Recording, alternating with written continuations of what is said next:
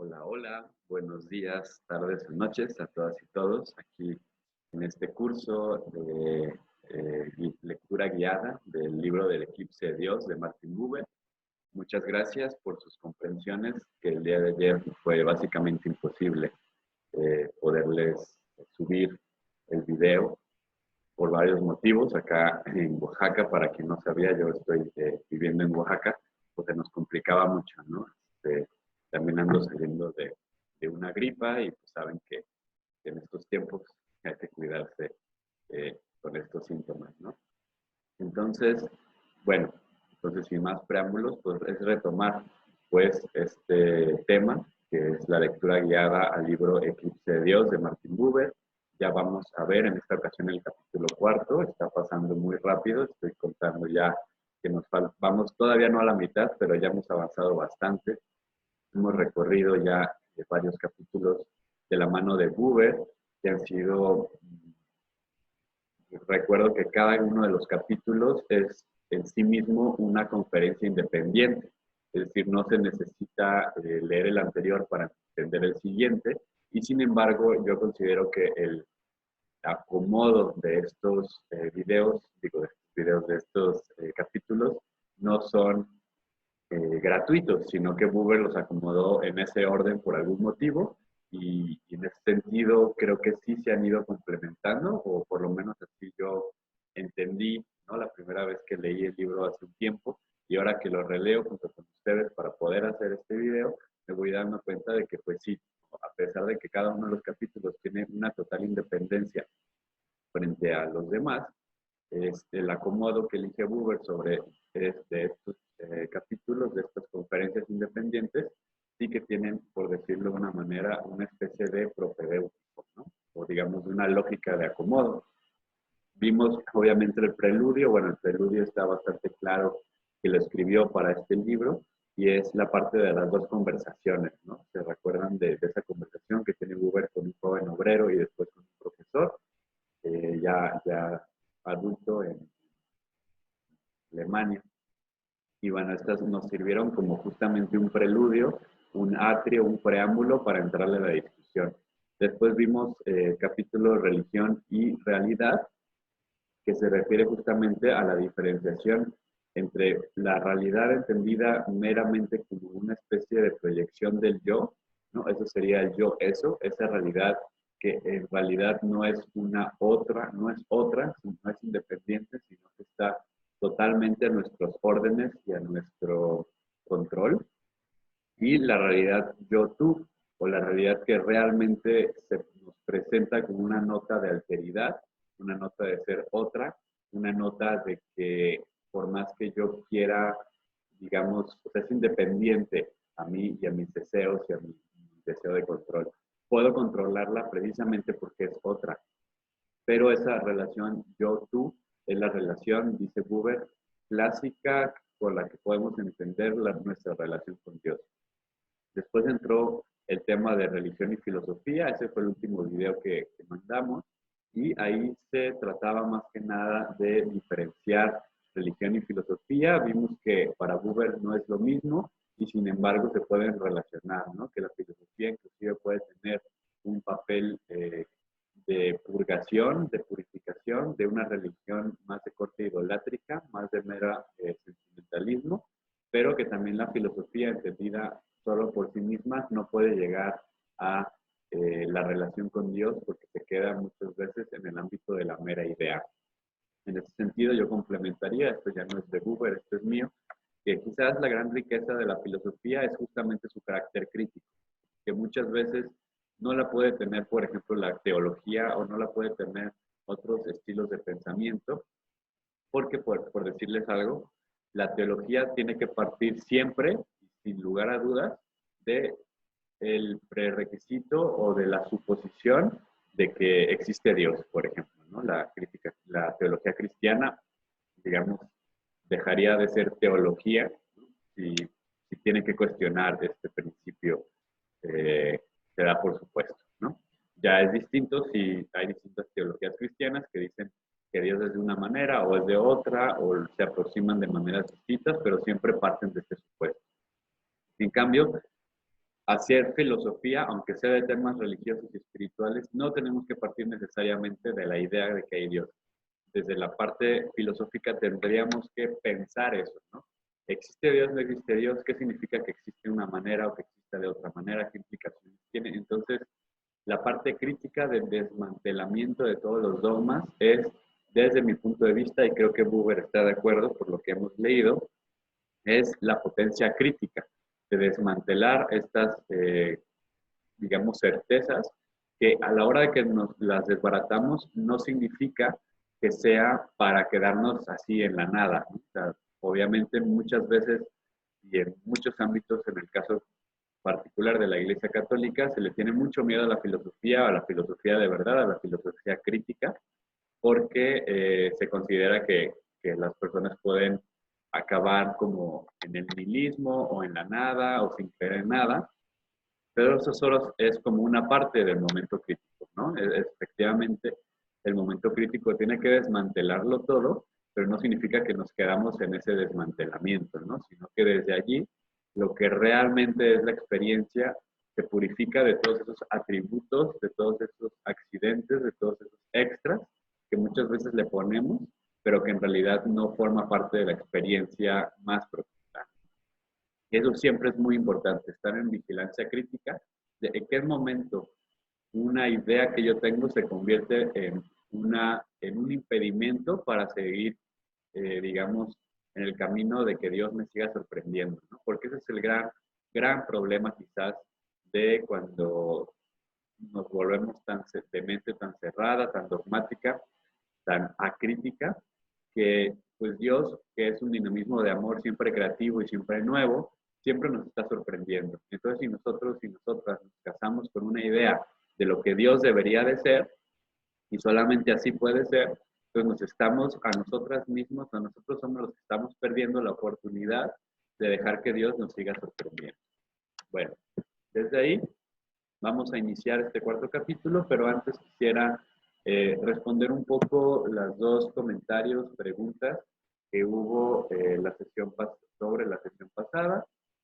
Eh, voy, no necesariamente en orden, primero voy a abordar lo que nos pregunta Magdala, que dice que ya compró el libro, bueno, ya lo está leyendo, felicidades, qué bueno, y creo, como lo he dicho desde un principio, que no es un requisito para estar en este espacio y dialogar con lo que estamos aquí compartiendo. Sin embargo, si empezamos a leer el libro, pues obviamente vamos a entender muchísimo mejor lo que estamos tratando de comentar, ¿no? Porque digamos que es realmente imposible, además yo lo hago desde mi propia subjetividad, eh, es decir, desde donde yo entiendo las cosas, pues abordo lo que considero más relevante, ¿no? Porque tampoco puedo estar línea por línea. Entonces, quizás ustedes pues pueden ir leyendo, las personas que quieran, y en ese sentido pues se complementan, ¿no? Lo que aquí quedó quizás vago, quizás yo no lo abordé por alguna u otra razón, ustedes pueden leerlo y ya si les surge alguna duda, con todo el gusto lo comentamos, ¿no? Como ahorita Magdala nos pregunta sobre la introducción, es decir, mucho antes de donde estamos ahorita en el libro, pero no importa, ustedes pueden preguntar donde ustedes estén leyendo, en caso de que quieran, repito, no es un requisito, pero puede ser muy enriquecedor para todas y todos ustedes. Magdala nos pregunta sobre la palabra devenir en la página 12 de la introducción. Bueno, pregunta cuál sería la definición de Buber para esta oración. Aquí, bueno, empezaría comentándote, Magdala, que la introducción de este libro en particular no la escribió Buber, ¿no? La introducción la escribe otra persona, como te darás cuenta cuando llegues al final, la escribió un tal Robert Tetzler, ¿no? Entonces, no, digamos, esta introducción no la escribe Buber y por lo tanto no, pues no es parte, digamos, nos ayuda a eso, a introducirlo, pero no es parte del pensamiento de Buber, sino una introducción al libro y al pensamiento de Buber. Ahora, la, La frase o la oración en cuestión dice lo siguiente: porque para el filósofo Dios es el tú que nunca puede devenir eso. Esa es la frase. Porque para el filósofo Dios es el tú que nunca puede devenir eso. El filósofo se refiere a Martin Buber, no al filósofo, cualquier filósofo, sino el filósofo Martin Buber. Y cuando dice Dios es el tú que nunca puede devenir eso, la palabra devenir, efectivamente, como tú comentas, Magdala, tiene muchísimas connotaciones y más en filosofía. El devenir, hay la filosofía del devenir, ¿no? Que es de las filosofías más importantes del siglo XIX y siglo XX, ¿no? Como Friedrich Nietzsche y un montón de pensadores del devenir. Ahora, aquí, para no entrar en tantas callejones sin salida, cosas tan complicadas, la palabra devenir simplemente significa como, mmm, no quiero decir la palabra convertir, pero digamos que el devenir o que algo devenga es que algo se vuelva a otra cosa, ¿no? Entonces, cuando dice el tú no puede devenir en eso, o sea, lo que está diciendo es que ese tú que es Dios no puede volverse un eso, porque dejaría de ser Dios, ¿no? Porque para Martin Buber, el Dios siempre va a ser el tú, ¿no? El tú supremo, que nunca puede volverse un eso. Y en el momento que se vuelve un eso, ¿no? Una cosa, una idea que podemos manipular y usar, deja de ser Dios, ¿no? Y meramente ya es mi proyecto. Entonces, eso significa esa frase, eh, esa frase y particularmente la palabra devenir. Ahora, por otra parte, Elian nos pregunta o nos comenta, voy a leer solamente la pregunta, dice, eh, si Dios es amor y entrega total de sí mismo hacia el ser humano, por él, en relación de todo lo que existe y experimentamos, ¿cómo podemos definir los conceptos fe y salvación filosóficamente en la relación con la religión, cual ésta sea? Bueno, aquí quisiera partir de varias cuestiones que planteas, Elia. Una, yo no me atrevería a, a decir que lo que aquí platicamos necesariamente sea eh, recomendable o aplique o lo apliquemos para todas las religiones, inclusive dentro de nuestra propia tradición, que aquí estamos pues, metidos en el judaísmo de Martin Buber y en el cristianismo con lo que está constantemente dialogando. Digamos, dentro de nuestras propias tradiciones hay una diversidad enorme, ¿no? Pero digamos que, ¿y por qué lo digo? Porque, por ejemplo, muy particularmente, los conceptos de fe y salvación están muy, muy metidos en nuestro horizonte. Es decir, no tendría mucho sentido hablar de fe y salvación, por ejemplo, en el budismo. Muchas personas lo hacen y sí podemos hacerlo, digamos, sí hay budistas que hablan en estos términos, pero porque pues son las palabras en las lenguas occidentales que mejor podrían aproximarse a sus propios conceptos, ¿no? Y hay muchas dificultades, ¿no? Porque depende cómo entiendas fe y cómo entiendas salvación. Por decirte algo, ¿no? La salvación significa que eres salvado. Y puede ser que te salves a ti misma, pero normalmente cuando hablamos de salvación en estos contextos es más bien como ser salvado o salvada, ¿no? No como salvarse a sí mismo, sino ser salvada, salvado, pues justamente en el caso cristiano por Jesús, ¿no? En ese sentido, en el budismo no puede existir eso, no hay nadie que salve a nadie, sino que las personas se iluminan. Y solo es como un ejemplo, ¿no? De que la pregunta que comentas, eso sería lo primero que se me ocurre, ¿no? Ahora, queriendo acotarlo ya, digamos, más allá de ese paréntesis que hago, creo que es muy interesante lo que planteas, ¿no? No lo voy a responder desde Martin Buber porque no me atrevería yo a afirmar, como les digo, no es un tema, por lo menos hasta lo que hemos leído, que Buber aborde directamente esa pregunta que tú haces. Entonces la responderé más desde donde yo lo veo, que por supuesto tampoco está alejado del pensamiento de Buber, que a mí en lo personal me ha influenciado mucho. En ese sentido, yo diría que hay que entender, desde mi punto de vista, la fe, no desde una noción de la aceptación ciega de ciertos preceptos, eh, sino que la fe más bien tiene que ver con una actitud vital, ¿no? Con un modo de estar en el mundo. No es una actitud así nada más de que, ay, voy a tener actitud positiva. No me refiero a ese tipo de actitud, sino un modo de estar en la realidad. Es en un nivel mucho más profundo que meramente una cosa consciente, ¿no? Que decimos, cambia esa actitud. O sea, no va por allí. Es más bien como un modo de estar. Que por supuesto que hay que echarle ganas, pero tiene más que ver como el fruto. Para mí el fruto, o perdón, la fe, es el fruto de la relación justamente con Dios. Entonces, lo que es salvífico es la fe, pero no en un sentido meramente, y digo meramente porque no lo estoy negando, de, digamos, de adentrarse a las creencias o los dogmas de una u otra religión, ¿no? Eso puede ser, en cierto sentido, un nivel de la fe, pero desde mi punto de vista, la auténtica fe es la que sabe acoger en una actitud vital, es decir, de estar constantemente trabajando en la disponibilidad para poder tomar conciencia de ese don amoroso que, como bien tú lo mencionas, que es Dios, que está constantemente dándose. Y esto es filosófico, esto es, digamos, desde una perspectiva filosófica.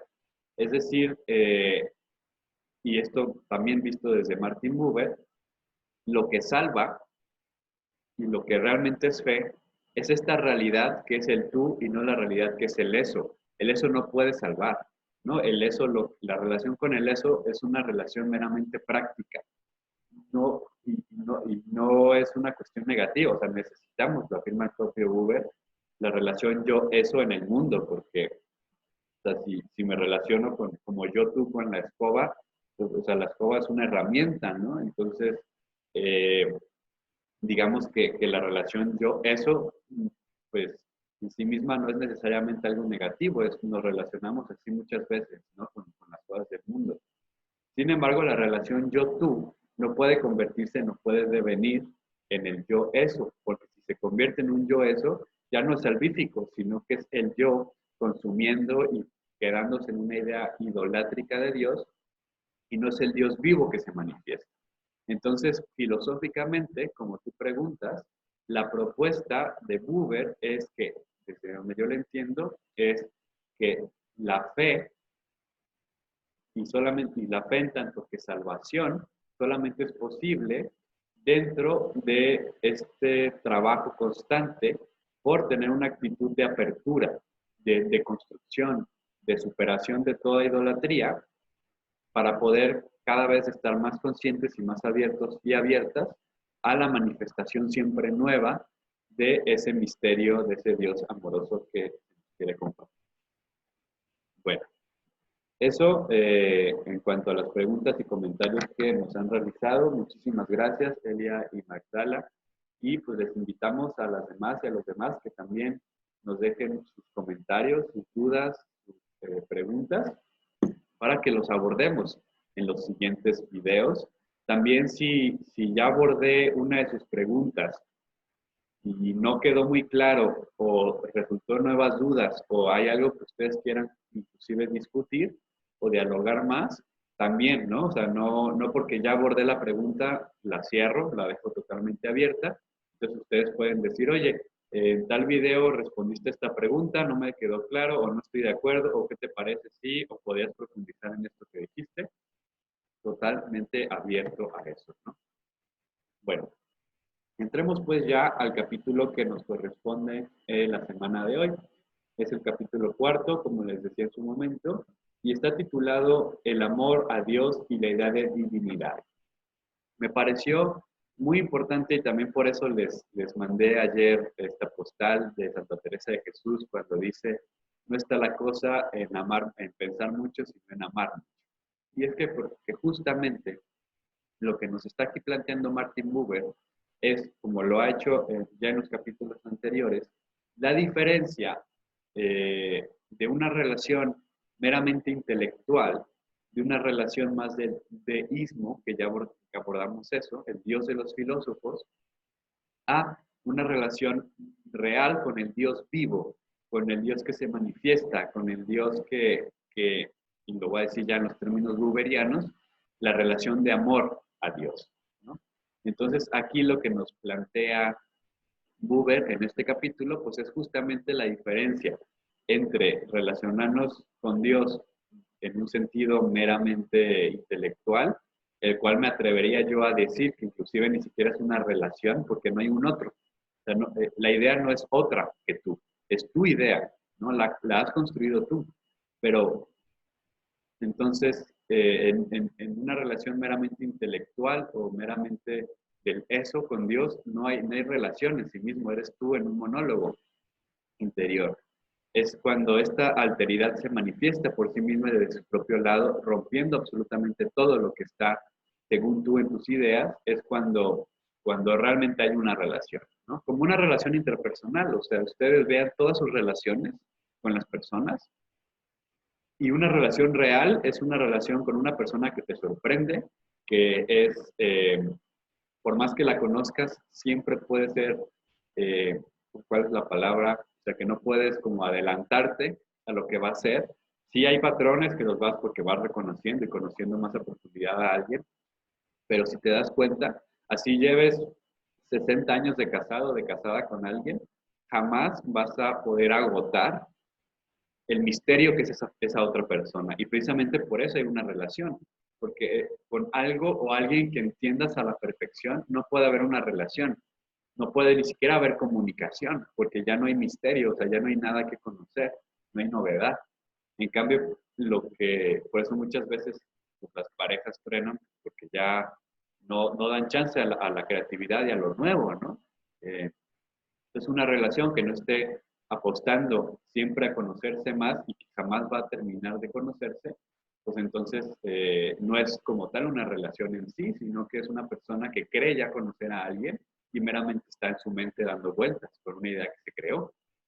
Entonces, lo mismo pasa con Dios, o sea, si nosotros ya sabemos cómo es Dios y ya lo tenemos clarísimo, entonces no tenemos una relación, porque una relación con Dios es una relación con el misterio con mayúscula, el misterio de los misterios, o lo que hace misterio a todo misterio.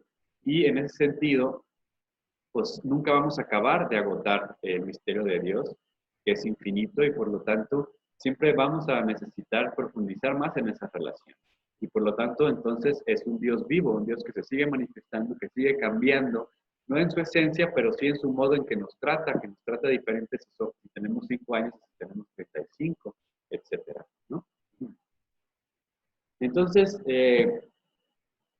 en este capítulo, Buber comienza el, la reflexión citando a Pascal, que yo ya desde el inicio de este curso les hablaba de ese episodio de un Pascal, matemático, científico famoso, que después de muchos años de haber estado metido más bien con un dios intelectual, un deísmo, el dios de los filósofos, en una noche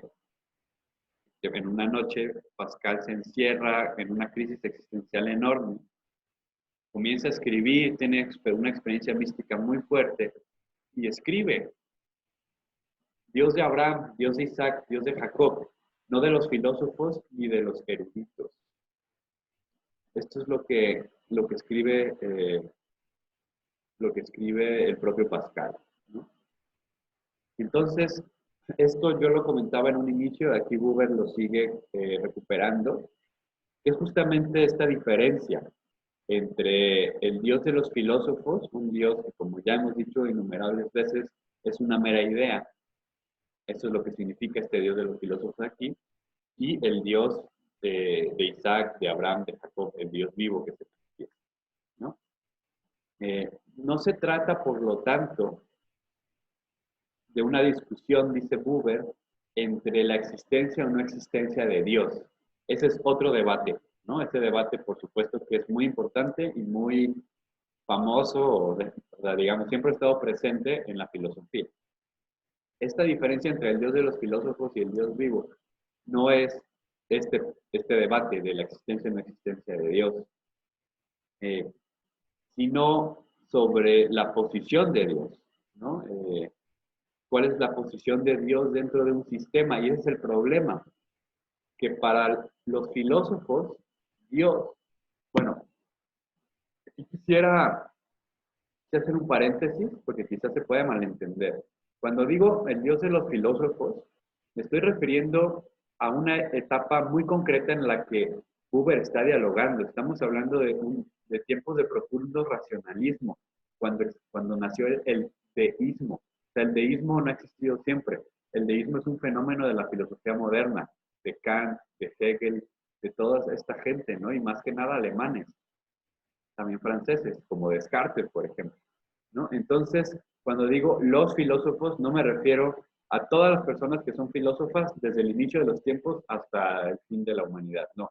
No me refiero así, a que todos los filósofos somos así, sino que digamos que me refiero a ese momento histórico y a estas palabras de Pascal, el Dios de los filósofos, que es justamente eh, se refería, o sea, el Dios de los filósofos sería la traducción al deísmo, ¿no? Esta noción filosófica donde Dios existe, pero meramente como una idea que entra en un sistema filosófico para ayudar, por ejemplo, en el caso de Descartes, a comprobar la existencia de las cosas materiales. En el caso de Kant, para demostrar la importancia de la moral y darle un fundamento trascendental a el tema de la moral. Pero no es el Dios vivo, sino que es una idea que se pone de cuenta como una pieza de ajedrez, una pieza de un rompecabezas, que hay que ponerla para completar el sistema, pero no es una relación de amor. Y eso es precisamente lo que nos va así aquí a estar planteando Buber. Entonces, nos dice Buber que lo que ofrecen el deísmo, el Dios de los filósofos, es, eh, en realidad, ofrecen a la humanidad su propio sistema filosófico y no a Dios. O sea, no son predicadores del Dios vivo, sino predicadores de su propio sistema, donde resulta que hay un concepto llamado Dios y que ahí juega un papel, pero no están predicando a Dios, sino a su propio sistema. Por lo tanto, el, lo, que hacen, lo que hace el deísmo es convertir a Dios en una imagen de imagen, o sea, una imagen con mayúsculas, pero no es el Dios vivo. Sin embargo, recupera el propio Buber que los propios filósofos, inclusive estos filósofos a los cuales él está no criticando porque no está diciendo que están diciendo, sino que está distinguiendo, ¿no?, filosofía. Incluso este tipo de aproximación deísta al problema de Dios, todo temprano se tiene que topar con el absoluto, ¿no? Y el hecho de que el absoluto las personas lo experimentan como un absoluto vivo, un Dios vivo, y que puedes entrar en eh, una relación amorosa con ese Dios. Entonces, fíjense, aquí ya lo dice justo lo que estaba yo diciendo hace un momento.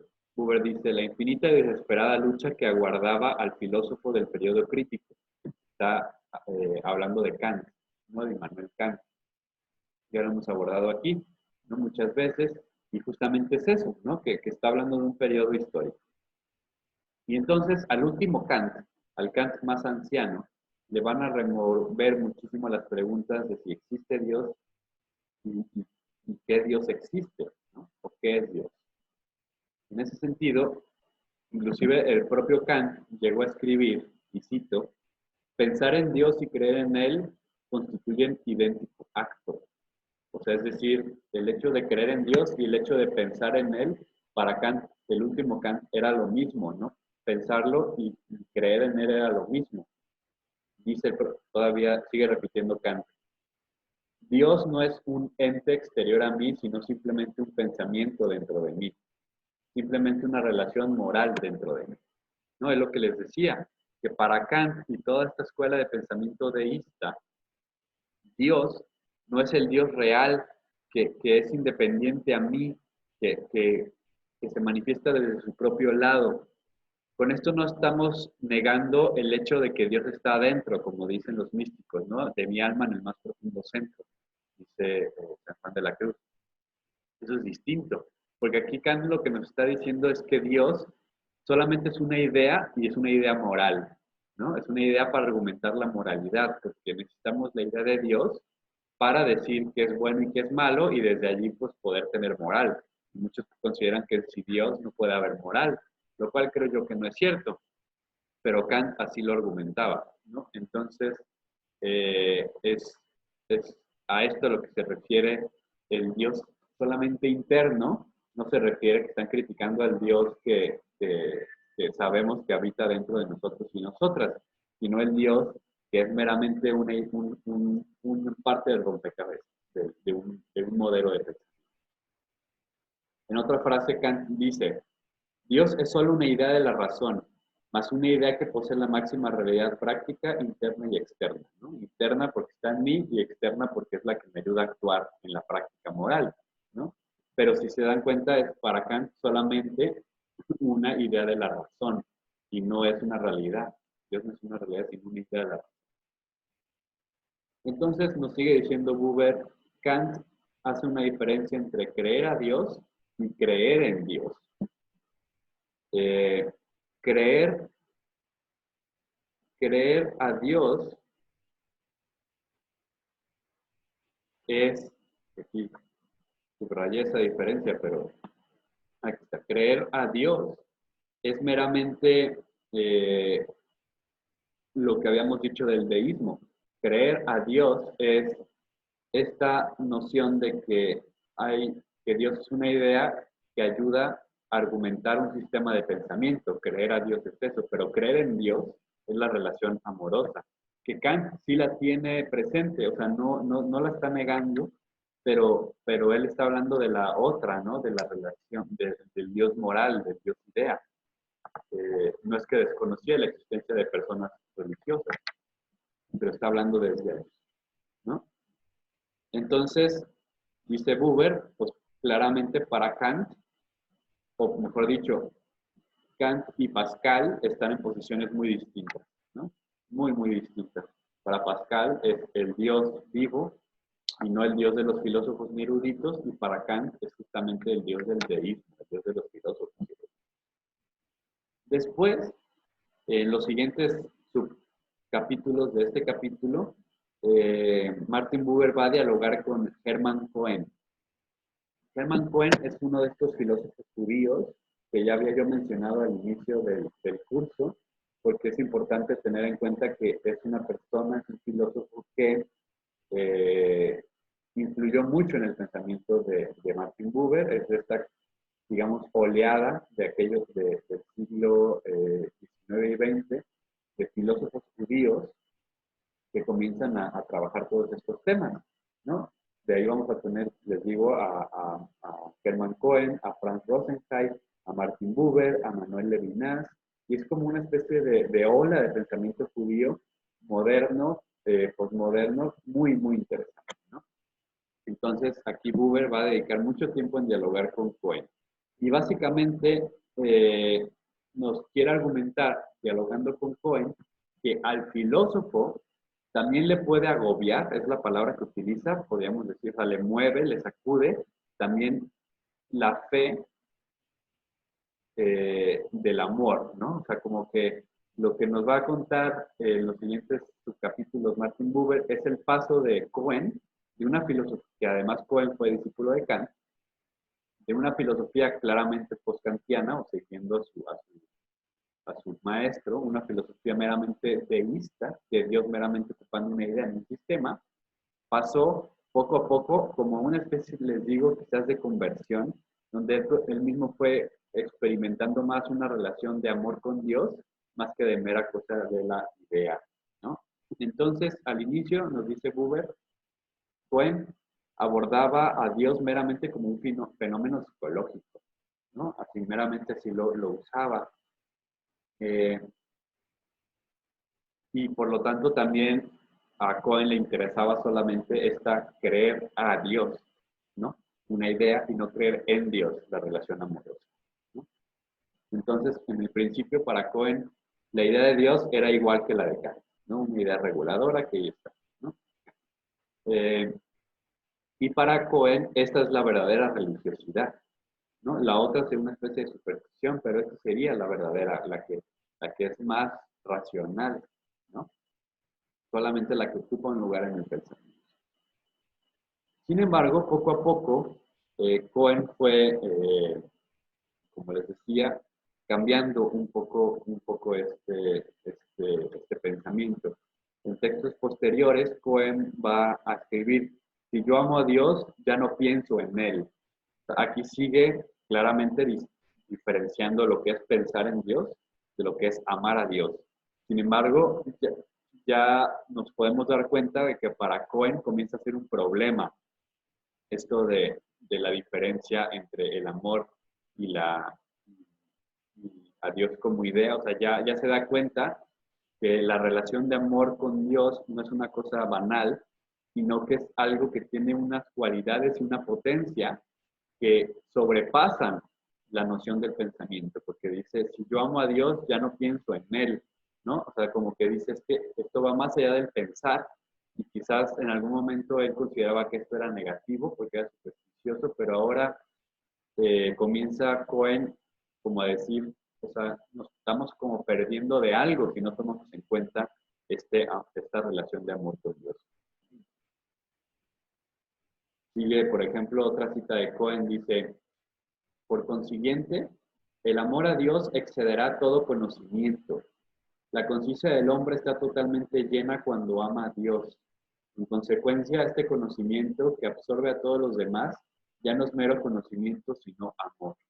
Justamente lo que les decía hace un momento, ¿no? Parece que Cohen está descubriendo qué es esto del amor a Dios, está descubriendo que tiene una particularidad que sobrepasa el pensamiento, que es conocimiento, pero es un conocimiento mucho más potente, ¿no? Aquí, pues, podemos fácilmente citar a todos los místicos y místicas, ¿no? San Juan de la Cruz, que no lo cito exactamente textualmente, pero dice algo así como, y este saber, refiriéndose obviamente al saber místico, y este saber es de tan alto poder que ni todos los sabios arguyendo lo podrán vencer, porque no llega su saber a no entender entendiendo toda ciencia trascendiente, ¿no? Entonces, ya aquí Cohen está, pues ya de cierta manera como coqueteando con la mística, ¿no? Porque nos está diciendo que ya está como entendiendo que el amor de Dios está sobrepasando al conocimiento de Dios.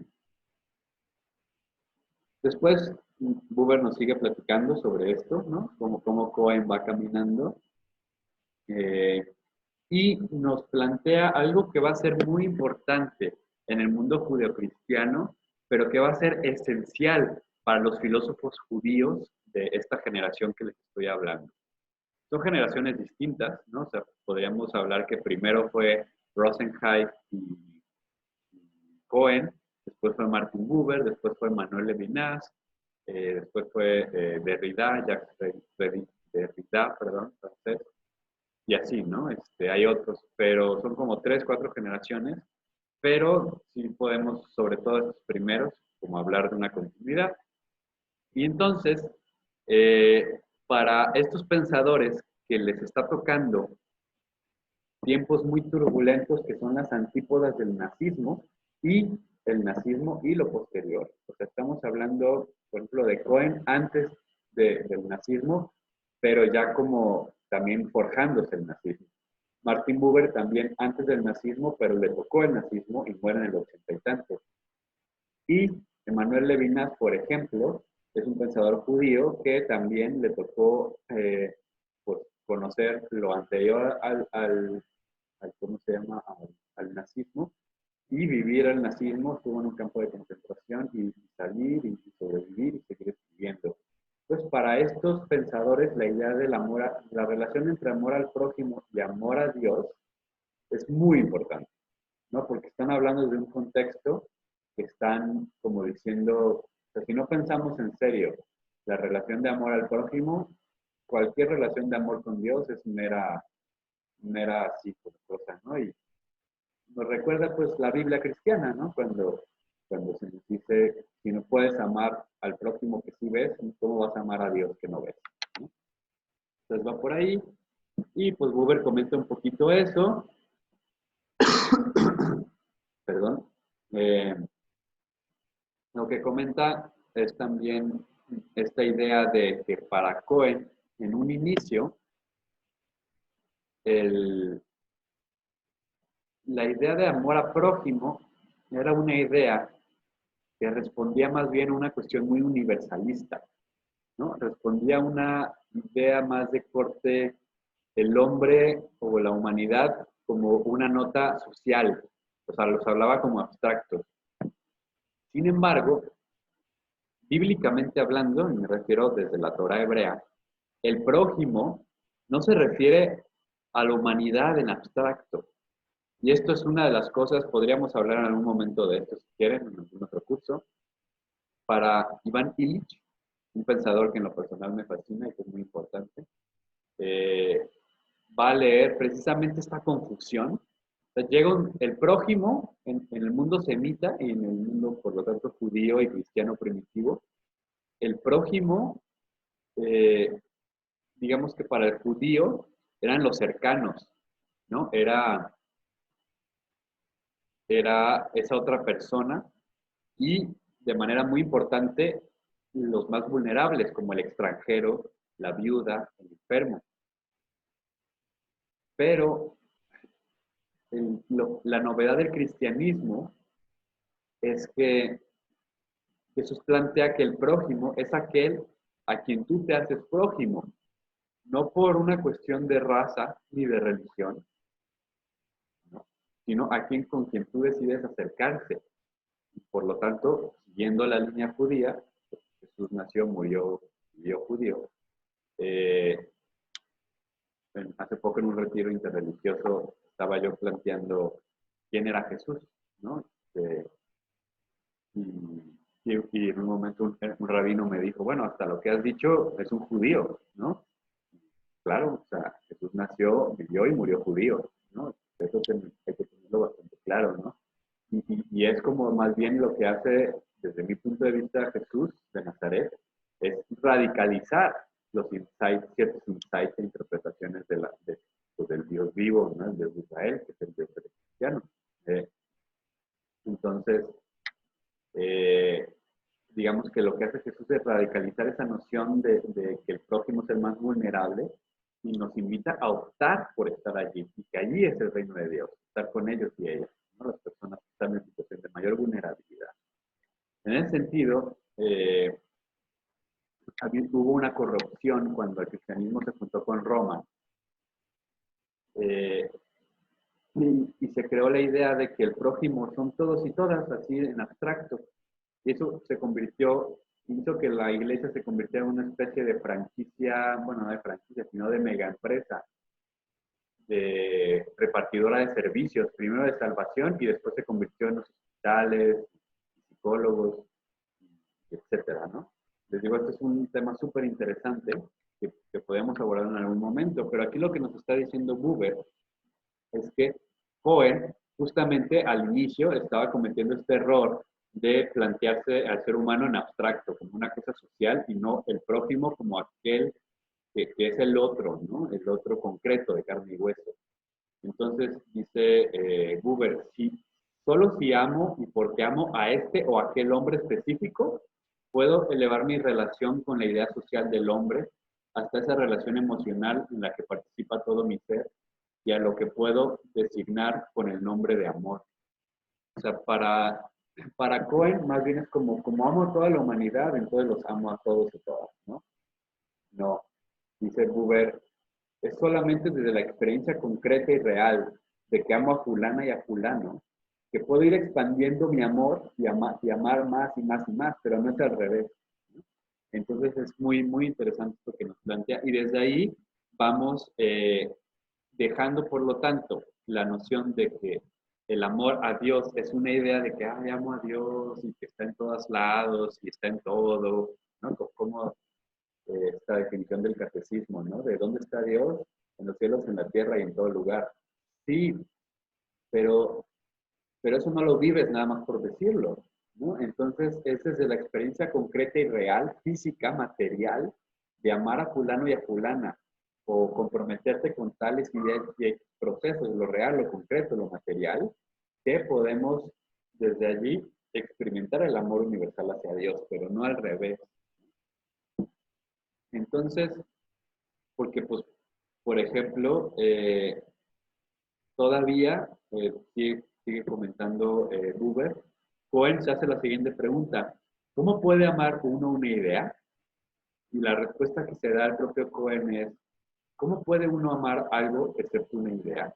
¿No? Como, pues sí, o sea, nos preguntamos, ¿cómo podemos amar una idea? Y decimos, no, no podemos amar una idea. Pero si nos ponemos a pensar seriamente el asunto, nos damos cuenta que realmente todo lo que amamos son ideas. O sea, que no amamos más que ideas, ¿no? Y esto no es algo malo, ¿no? Dice Cohen, y Buber lo va sustentando también, incluso el amor sensual, ¿no? O sea, que es el amor más material, o sea, más carnal, el amor físico, sexual, es un amor que es una idea, ¿no? O sea, no agotas a la otra persona, sino que también es algo que tú vas construyendo a partir de los datos de los sentidos que te dan, ¿no? Entonces, aquí, digamos que de cierta manera de la mano de Cohen, Buber está recuperando la noción positiva de idealizar. Normalmente lo usamos como algo negativo y pareciera que hasta el momento era algo negativo. Sin embargo, Buber sí recupera un poquito el hecho de que asumamos que todo lo que amamos es idea y que el problema es, y aquí bueno, es una interpretación mía, el problema estaría más bien en no ser conscientes de eso y pensar que lo que amamos lo amamos sin idea, sino que asumamos que siempre va a haber una idealización y que está bien, y que si solamente es una cuestión de que seamos conscientes de que eso pasa, ¿no? Eh, entonces, pues ahí va como trabajándolo el propio Buber, pone el ejemplo de Job, ¿no? De cómo Job eh, se dio cuenta de sus idealizaciones cuando entró en una relación directa con Dios y aún ahí seguía idealizando, pero ya era consciente de que existe esa cosa como un proceso de idealización negativo que nos bloquea la relación directa con Dios y que el hecho de ser conscientes de eso, ¿no? Eh, Dice Buber, quien ama a Dios ama al ideal y ama a Dios más que al ideal. Sabe que es Dios quien le ama, no el ideal, no una idea, sino aquel a quien la idealidad no puede concebir, es decir, esa personalidad absoluta que llamamos Dios, ¿no? Entonces sí, o sea, todo lo que amamos lo amamos idealizado, pero eso no significa que no amemos, ¿no? Entonces sí, amamos siempre idealizaciones de Dios porque jamás vamos a agotar a Dios. Pero eso no significa que no amemos a Dios. Y que el problema es no ser conscientes de que hay una parte de idealización, sino que la invitación es asumir que siempre va a haber algún grado de idealización en el amor a Dios y el amor a los demás, que buscamos siempre deconstruirlo, como les decía en un principio, eh, pero sabiendo que lo que amo de esa idealización es Dios, es a Dios y no es la idea, ¿no? Y por lo tanto se puede transformar. Y entonces aquí aborda Buber un problema que es muy fuerte en filosofía de religión y que es el grado de persona de Dios, ¿no? Muchas personas, bueno, muchos escritores, pensadores van a definir pues, que Dios es una persona, ¿no? Sobre todo los judeocristianos. Sin embargo, bueno, y los musulmanes y todos los que están en esa línea religiosa, pero hay muchas tradiciones donde Dios no es una persona, es decir, un sujeto, ¿no? Un individuo. Buber parece decir que en efecto, independientemente si es o no es una persona en el sentido de una individualidad, lo que sí es que se nos manifiesta como una persona en su connotación, en su significado de relación. Es decir, Dios es persona en tanto que la persona es siempre una relación. Entonces, la única manera de entrar en relación con Dios es con, con un Dios, en una relación interpersonal. En otras palabras, toda relación, al ser siempre interpersonal, entonces puede ser relación con Dios en tanto que es interpersonal. Solo así podemos amar a Dios. Y aquí básicamente pues termina con estas cuestiones Buber este capítulo, con este amor a Dios que sabemos que siempre va a ser idealizado, pero que podemos ir poco a poco mediante las prácticas y experiencias concretas y reales de amor con los demás, asumir o ir creciendo en la elevación del amor, dice Buber, más allá de la idea, ¿no? Y esto es básicamente la propuesta de Martin Buber en ¿cómo se llama? En este planteamiento, ¿no? Bueno, con esto termino el video de hoy. Espero estén llenas y llenos de preguntas y de comentarios. Los espero en estos días para poder realizar el video pronto y tenerlo la próxima semana a tiempo. Y pues bueno, estamos en contacto. Muchísimas gracias. Y como les digo, pues estamos esperando también sus preguntas. Creo que la cosa se va, como les decía ya antes, complejizando, profundizando. Si se dan cuenta, perdón, nos está planteando Buber las mismas temáticas, pero eh, desde distintos ángulos. Y siento que eso es como bien, bien importante y bien, bien, bien interesante de irlo. Pues muchas gracias, seguimos en contacto, hasta la próxima.